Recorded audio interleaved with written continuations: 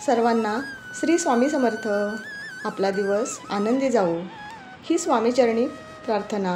आज शुक्रवारचा दिवस हा खूप खास असतो, कारण हा दिवस लक्ष्मी मातेला समर्पित आहे.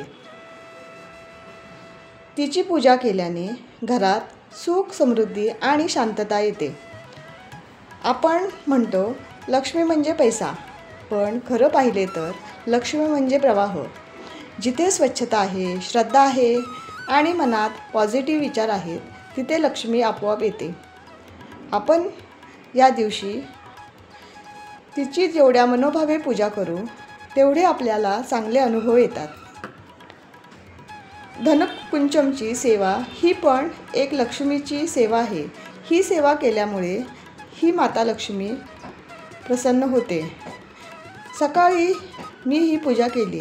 घर स्वच्छ करून घेतले, पाट ठेवला, त्यावर लाल वस्त्र ठेवले, त्यावर देवीची मूर्ती पंचामृत स्नान घालून ठेवली व तिला हळद, कुंकू, अक्षता, फुले वाहून घेतली. अगरबत्ती, धूप, दीप लावून घेतला. नैवेद्य खीर बनवून नैवेद्य दाखवला आणि प्रार्थना पण मी केलेली आहे, आपण करायची. हे माते, माझ्या घरी सुख, शांती, समाधानाचा वास कर. आपण जेवढी लक्ष्मी मातेची मनापासून आणि निस्वार्थीपणाने पूजा केली तर लक्ष्मी माता आपल्यावर खरंच प्रसन्न होते.